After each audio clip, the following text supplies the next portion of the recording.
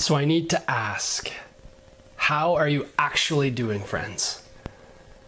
Because if you think about it, with each of us living through this COVID-19 global pandemic, it's safe to say that life has gotten a little bit shaken up. Our normal life rhythms have been disrupted. The various markers and symbols that we held on to for a sense of place and identity have been ripped from us, seemingly in a matter of days back at the beginning of March. It ushered in a season of extended unrest. And while the narrative is beginning to shift, and we can perhaps begin to see a change to our sheltering in place on the horizon, we aren't there yet. We aren't through it yet.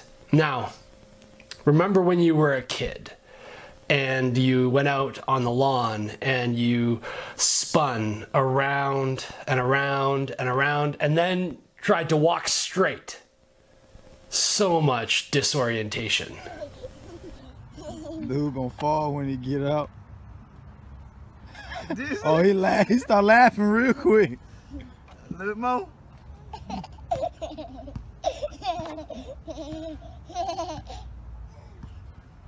You ready?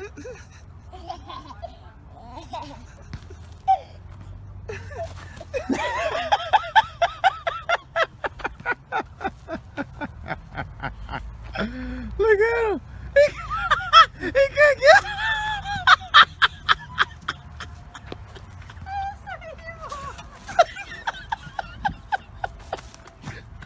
This pandemic really has spun the world up into a disoriented state.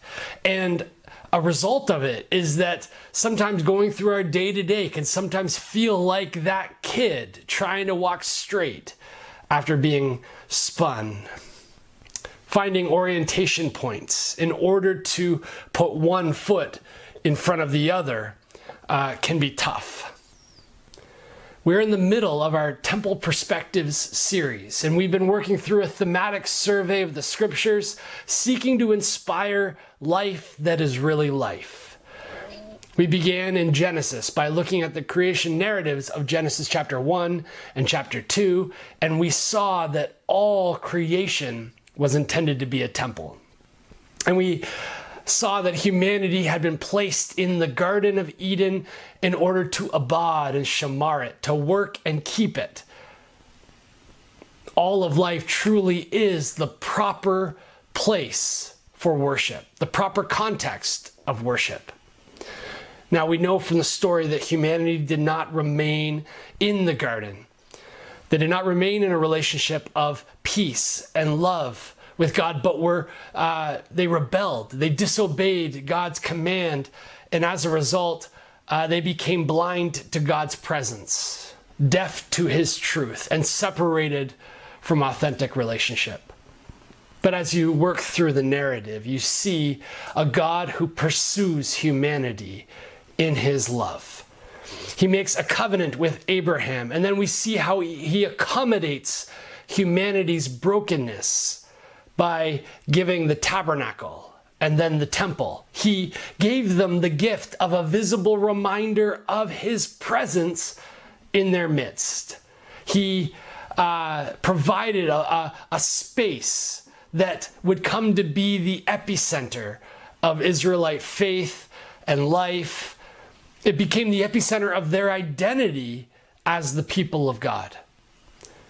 Now, when unsure in their place in it all they'd have to do is look over to the temple rising above the city and be reminded that that was the place where God's presence resided. That was the place where God revealed his truth to them. That was the place where atonement was made and shalom was restored.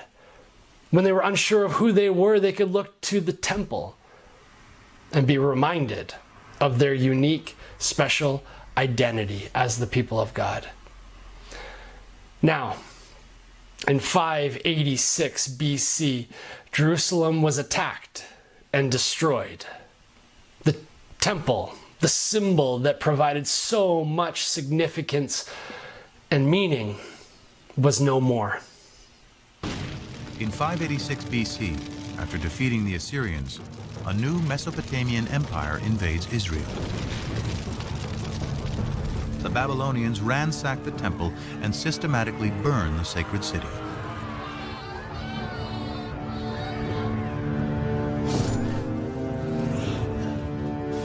Before his eyes, the Babylonian victors slay the sons of Zedekiah, the last Davidic king, then blind him.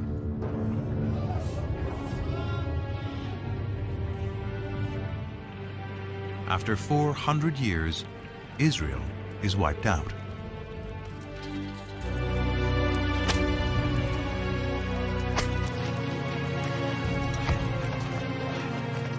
The Babylonians round up the Israelite priests, prophets, and scribes and drag them in chains to Babylon.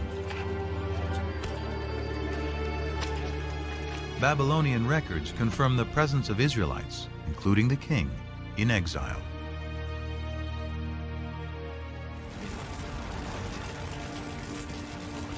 Without temple, king, or land, how can the Israelites survive? Talk about disruption. Talk about having your central source of identity ripped from you. Talk about disorientation. During this season of pandemic, we have lost our weekly gathering at our space at 940 Hayes Street. And I really miss being in the same room as you all. But I can tell you, as of Thursday this past week, that the building is still there. And on the other hand, as we've already covered this year, it's not the physical building that matters anyways, for the real church consists of us together. You and me together, along with all the other communities that gather in Jesus' name. But for Israel, think about the role that the physical temple played for them in faith and life. Think about what it would be like for that to crumble. For them to be forcibly taken from the land that they believed God had given them as a gift. To have their leader, their king, removed. All the things that made them feel like they were a people. Gone. This event would have plunged God's people into a loss of identity. Now, anything that could have reminded them of God's presence and work in their midst was gone. What would have been left is a pretty overwhelming experience of disorientation. When life gets disrupted in a foundational way, the tension and anxiety of the moment are the normal experience. Now, I'm pretty sure that we've all had the opportunity to navigate our share of anxiety and tension during this season of life. Now, remember the temple functions. It was in the temple that people saw God's presence residing. It was in the temple that they saw God revealing his will. And it was in the temple that sacrifices were made for atonement, the restoration of shalom. Now, a couple questions for you. In this season of tension and anxiety, is God any less present when our comfortable symbols are ripped from us? Now, is God's truth any less true when the context is confusing? And are peace, wholeness, and health not close to God's heart, even when the world is crazy? Following Nebuchadnezzar's sacking of Jerusalem, the Israelites had to navigate through disorientation. And even though they didn't have their king, their land, or their temple, they could still cling to truth. The truth that God was still with them. The truth that God's will and revelation, his truth, was still true. And the truth that God still desires shalom for them and the world. How, you ask? Well, the book of Daniel provides for us a bit of a case study. It gives us some background information into how a few of these individuals, a few of these who were taken into exile, chose to remain faithful to Yahweh, even in the midst of the crazy. It starts for us in Daniel chapter 1. At that time, King Nebuchadnezzar reigned over the kingdom of Babylon and carried all the Israelites into captivity. He told some of his soldiers to go to the people of Israel to find the healthiest, best educated, and quickest to learn young men so that they could serve the king in whatever way he so desired. The king told his servants, "Be sure to teach them all the learning, language, and customs of the Babylonians, and train them to become the strongest, so that they can serve me in my royal palace." "I have an idea," the king continued. "Give them food from my kitchen. I'm sure that when they eat that food, they will become as wise, strong, and quick to learn as I." All of the young apprentices were happy to enjoy the excellent food on offer at the king's table, but Daniel didn't want to become unclean by eating that food because it had been offered to idols. So he asked the chief officer to allow him to eat other food, but the chief officer replied, "I am afraid of my lord the king, because he has commanded me to give you food to eat from his kitchen. And what if you end up looking pale and weak, and he cuts off my head as a punishment?" But Daniel wisely answered, "Test me and my friends by only giving us vegetables to eat and water to drink for 10 days. Then compare health to that of the other young men and make your decision according to what you see." The chief officer agreed and put Daniel and his friends to the test for 10 days. He saw how Daniel and his 3 friends became wiser and stronger than all the others. On the day when the king called all the young men together to test their knowledge and assess the results of the training, he was very surprised. So King Nebuchadnezzar said, "After having observed all the young people, I have found that Daniel and his friends are 10 times better than all the others, and from now on they will serve in my palace." And so Daniel and his friends stood out among the other young people in the kingdom because of their faithfulness and great wisdom. Conquered and taken into captivity. Think about that for a second. How would you be feeling? What would be going through your head and your heart in this moment? All of life disrupted in a fundamental way. It would have been understandable in this situation for Daniel and his friends to adopt a Babylonian lifestyle. Think about it. All of their anchor points to Yahweh had been ripped from them. From an ancient Near Eastern perspective, when one army defeated another, it was understood that the God of the victorious people group was the dominant deity. And then to add insult to injury, all of the items that had been stolen from Yahweh's temple were taken back and placed in Marduk's temple. It was as if they were providing a thanksgiving offering to their God. And it actually served as a visible expression, a regular reminder that Marduk had defeated Yahweh. So as a defeated people, it may have been tempting to switch allegiances to Marduk, that chief god of the Babylonians. But in the midst of their disorientation, Daniel and his friends stood up against the tide of indoctrination into the Babylonian way of life. They did it by rising up and pushing back and then eating their vegetables. In the midst of the spin, these young men sought to be faithful by grabbing a single anchor point and then allowing it to orient them in their faithfulness. It was the only thing they could control.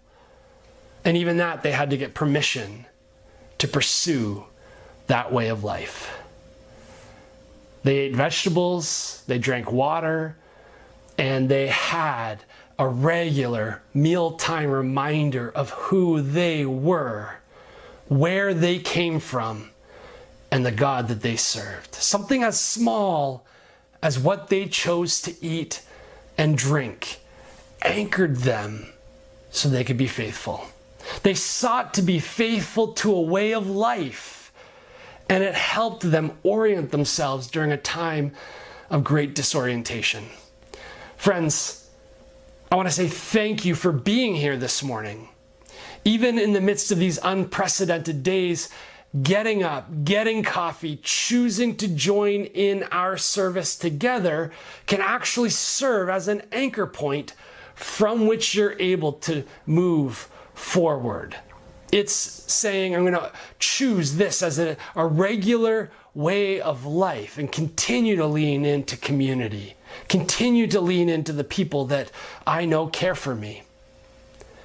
And showing up even when we can't be physically together.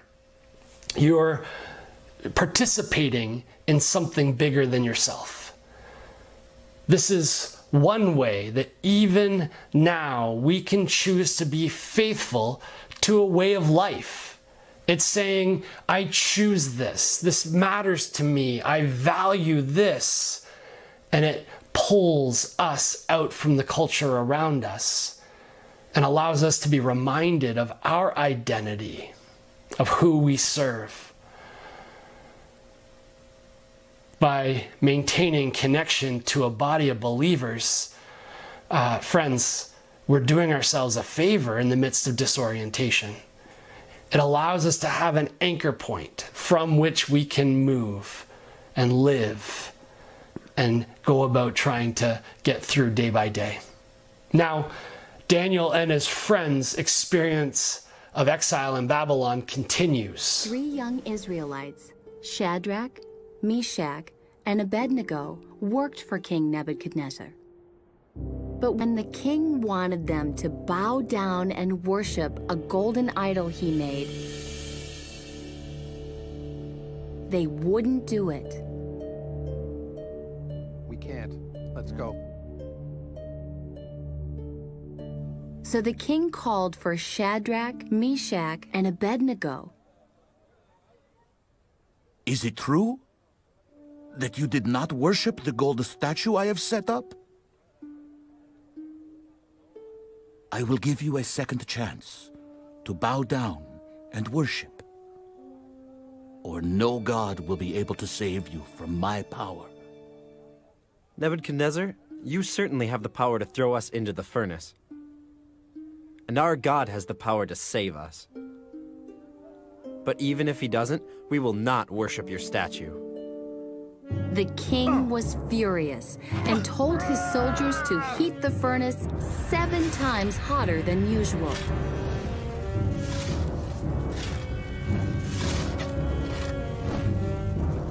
Then Shadrach, Meshach, and Abednego were thrown in.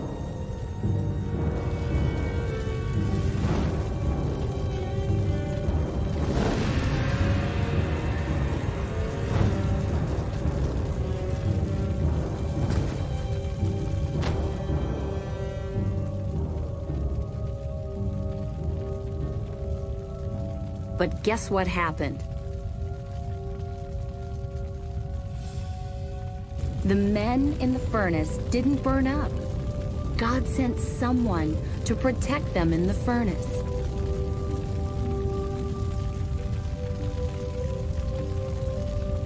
The king was surprised when he saw 4 people walking around. So he told Shadrach, Meshach, and Abednego to come out of the furnace.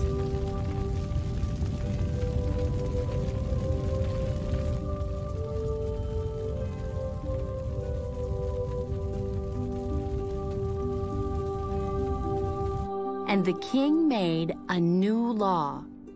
No one would be allowed to say anything bad about the God of Israel.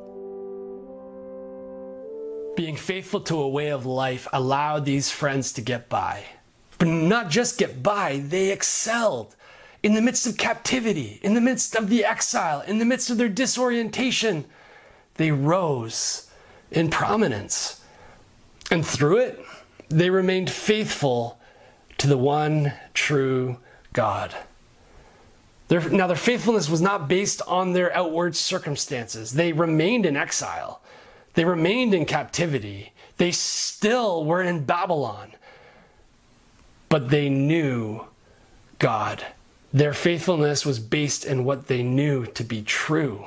They knew that God had rescued their ancestors out of Egypt, had brought them through the Red Sea, had given them a law at Mount Sinai, was with them through the wilderness, had brought them into the promised land, and had helped them as a people for over 400 years. It was based on what they knew to be true. Now, did you notice that in both stories, these guys weren't alone in their faithfulness? They had a few people standing with them in the midst of disorientation, staying faithful to a way of life and remaining faithful to God, who we know is true, becomes a little bit easier when we can surround ourselves with like-minded people who are with us through it. Now, I realize that we can't physically surround ourselves right now. We can't have people come over and lay hands on us and give us a hug and all the rest of that. But we live at a time when the wonders of technology allow us to stay connected to others, even when not physically with each other. So, friends, who are your people? Who are your people? Who are your people that help you stand in faithfulness, pointed in the right direction, even in the midst of tremendous disorientation? Do they know that they're your people? I want to encourage you to reach out this week and let your people know how much they mean to you, how much you appreciate them. Now, if you're here and you're listening and you're saying, John, I don't have anyone. First off, I am truly sorry it is this way. But secondly, I want to encourage you to get some people. You may have to do a little work. And now you're saying, John, hold on a second. I struggle with that. Well, I just got to tell you that on Wednesday evenings, a crew of us jump on Zoom to connect and chat through Ephesians. And there are people that have made a regular rhythm of being with us. And I can say that I have found this weekly rhythm to help serve as an anchor point through this time of disorientation. So friends from the Ephesians group, if you're here today, I just got to say thank you for helping me get through this time. I appreciate each of you so much. So if you're here and you don't have someone, I want to encourage you to join us on Wednesday night. It's a group that's open to anybody, and everyone that's joined us, I think, has been warmly welcomed. Now, back to Daniel and the friends. Their exile continued. This is Daniel. Oh, hey! Who was a Jewish man who was taken to Babylon when he was very young. Yeah. Daniel loved God and followed God's rules. He talked to God 3 times a day and asked God for help often. Daniel served in the Babylonian king's court for many years. Yeah, I know him. And under many kings. Hey, Daniel. Daniel always proved himself to be more capable than all the other court officials. Thanks. Well, anytime. Daniel was serving under King Darius, and because of his great abilities, the king made plans to place him in charge of the entire empire. Wow, okay. The other court officials searched for some fault in Daniel, but they couldn't find anything wrong with him. He was faithful, responsible, and completely trustworthy.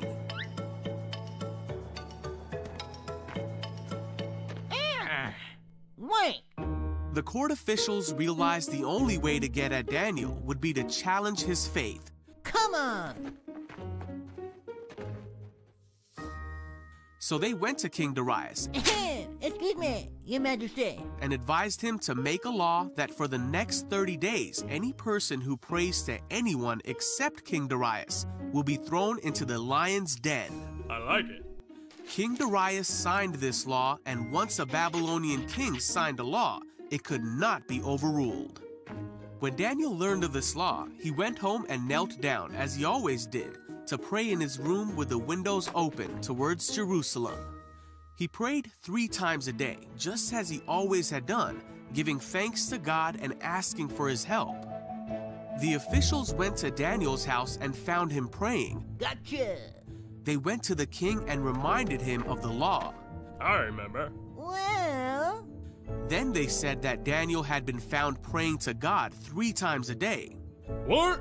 When the king heard this, he was very upset. Get over here. And he spent the whole day trying to think of a way to save Daniel. Wait, what? By that evening, the court officials came back to the king and reminded him that no law signed by the Babylonian king could be overruled. So at last, the king gave orders for Daniel to be thrown into the lion's den. The king said to him, "May your God, who you serve faithfully, rescue you." Then the lion's den was sealed shut with Daniel inside. The king spent the night fasting and couldn't sleep. Then very early in the morning, the king hurried to the lion's den. He called out, "Hey, Daniel! Was your God able to rescue you from the lions?" And Daniel answered, "Long live the king! My God sent his angel to shut the lions' mouths so that they would not hurt me, for I have been found innocent in his sight." The king was overjoyed and ordered that Daniel be taken out of the lion's den. Then the king ordered the men who had schemed against Daniel to be thrown into the lion's den as punishment. Daniel was safe. There was not a scratch on him, for he trusted in God. We have seen that in the midst of disorientation, Daniel and his friends remained faithful to a way of life. They remained faithful to the God that they knew. And now we see how Daniel remained faithful to rhythms of connection with this God that he sought daily. Even when it was against the laws of the land, Daniel took a disciplined approach to developing his relationship with God. Now, these moments helped anchor him during the exile and his ongoing disorientation over many years, serving under many different kings.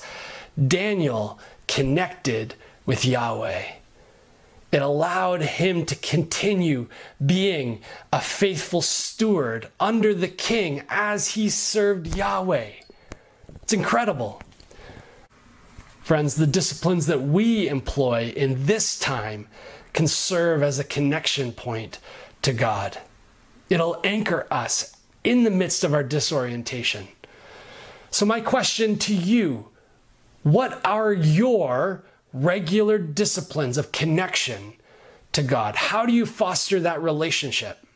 Maybe it's through reading, maybe it's through prayer, maybe it's through musical worship, maybe it's through art, maybe it's through walking in nature, maybe it's through compelling conversations with friends where you talk about your faith journey on a regular basis. Friends, how do you remain connected? One of the ways that we can have an anchor point in this time of disorientation is to find rhythms, to lean into rhythms that maybe we've established already, or we are invited to establish anew rhythms of connection with the true God who is still at work in the world. We live in a time of disorientation, but friends, it hasn't been the first time, and it most certainly won't be the last time. I want to encourage you now and whenever it hits to remain faithful to your level of understanding. Now, please note that we aren't setting a high bar here that everyone has to jump over. We're saying wherever you are on the journey, what does faithfulness mean to you, to the true God who has been pursuing you? Find a simple orientation point and allow it to anchor you in the midst of the disorientation. Eating vegetables, seeking faithfulness to God, leaning into regular rhythms of connection. Remain faithful to the extent that your current reality will allow. As we saw 2 weeks ago, God pursues and accommodates us in our brokenness. We are invited to seek Him to the extent that we understand, to seek Him to the extent that we're able. Even in the midst of the tension and anxiety of the moment we find ourselves in, we can rest in the knowledge that God is with us. Even when our comfortable symbols and norms are ripped from us, God's with us. We can rest knowing that God's truth remains true, even when our context is confusing. And we can rest in knowing that God's heart beats for shalom, peace, wholeness, health, even when the world seems crazy. Friends, this week, may you remain anchored in the midst of the disorientation, and maybe even today catch glimpses of life that is really life.